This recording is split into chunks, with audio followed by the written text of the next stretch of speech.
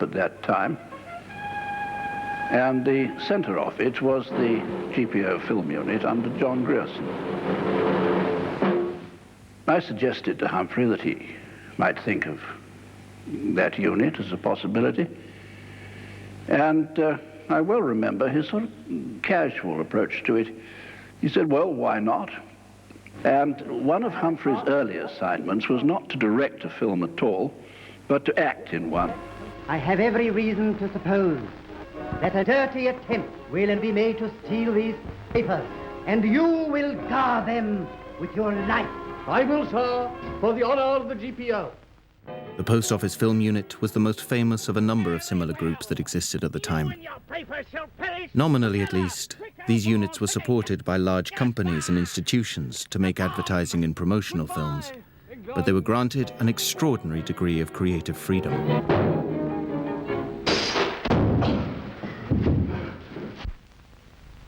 The papers, sir.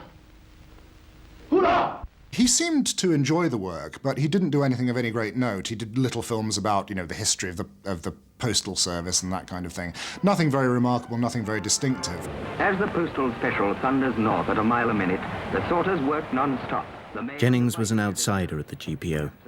He was disliked by many of his fellow filmmakers who thought he was a dilettante, not sufficiently committed to the idea of documentary as a social tool. The industry just couldn't turn without the post office.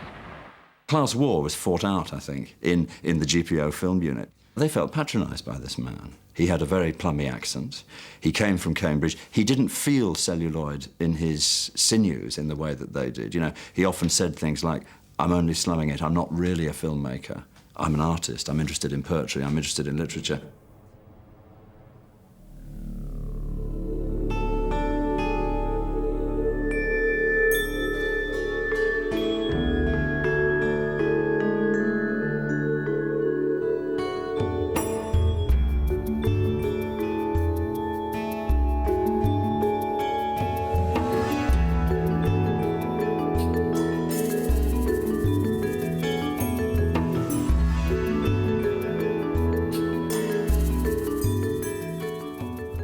On the face of it, there doesn't seem to be very much connection between Jennings' involvement in surrealism and the next great project that he took up just really a few months later, a project called Mass Observation.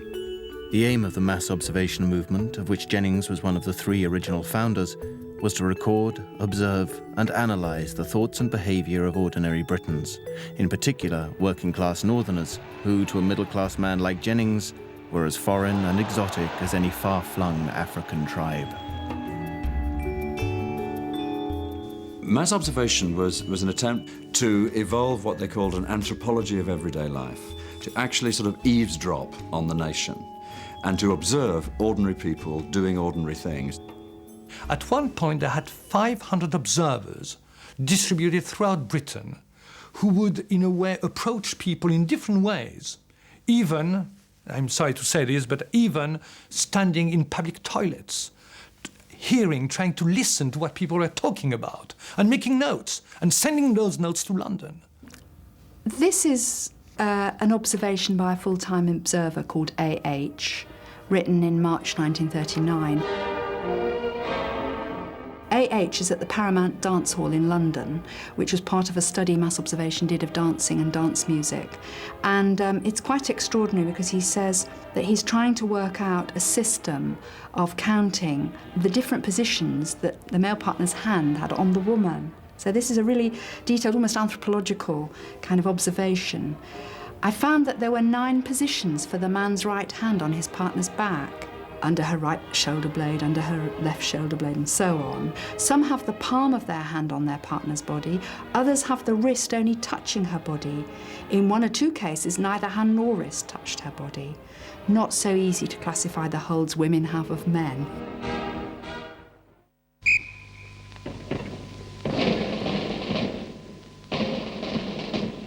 Inspired by mass observation to explore the lives of working-class Britons, Jennings made what was to be his first truly individual film, Spare Time.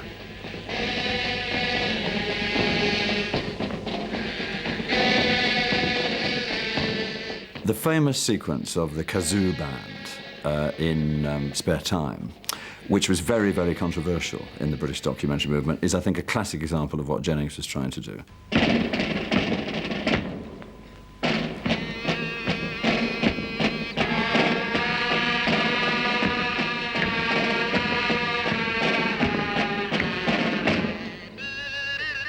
Here's these girls on a recreation ground in Lancashire, dressed in bizarre costumes, funny peak hats, balloon dresses, playing on their kazoos. Jennings obviously finds the incongruity intriguing. I mean, you know, what are people sort of dressed in American outfits playing Rule Britannia on this funny instrument in that bizarre setting? So the bizarrerie intrigues him. Now, on the one hand, in the British documentary movement, some people said he was being very patronising, that he's laughing at them, that in showing the kazoo band, he's saying he wants the audience to sort of patronise the working classes and say, you know, they do bizarre things. I don't actually think that was true. The humanity of him in pointing the camera at this incident is there as well.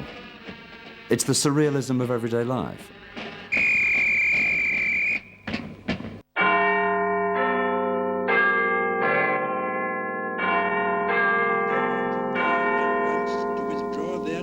From Poland, a state of war would exist between us.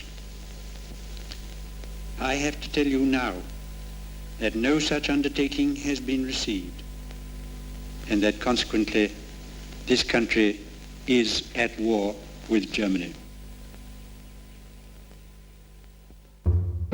Ironically, the outbreak of war was the making of Jennings. His energies, previously dissipated in so many directions, were finally concentrated on a single goal. It was as though everything up to this point in his life had merely been preparation for becoming the cinematic poet laureate of Britain at war. He seemed to work at his best in wartime, where everything he believed in was under threat. Then he was at his best.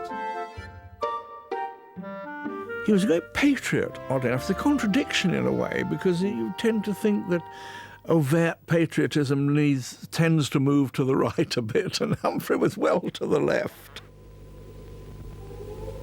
When war breaks out, you've got this ready-made film unit, the GPO film unit, lots of eager beaver young filmmakers who are prepared to work for twopence halfpenny and make cheap, effective films. So the GPO turns into the Crown Film Unit, which is a wing of the Ministry of Information. And it was the Crown Film Unit that made some of the most notable and best remembered wartime documentaries. They had a kind of tripartite role. The first was to make instructional films. The second was to keep a complete record of the war. And the third, and this was where Jennings was involved, was to make morale boosters for showing both at home and abroad. And he succeeded triumphantly in that. People who sing like that in times like these cannot be beaten.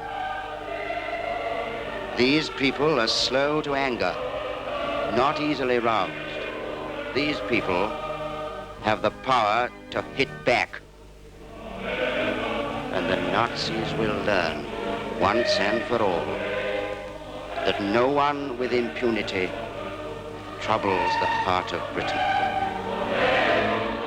In Heart of Britain, where there's this wonderful juxtaposition of music and image, and then you see the Lancasters being pulled out of the hangar and setting off on a bombing raid. It's nasty, but it's a fantastic juxtaposition of images. You know, that strength of the Huddersfield Choir, and off we go to unload on the enemy. It must have packed a huge punch.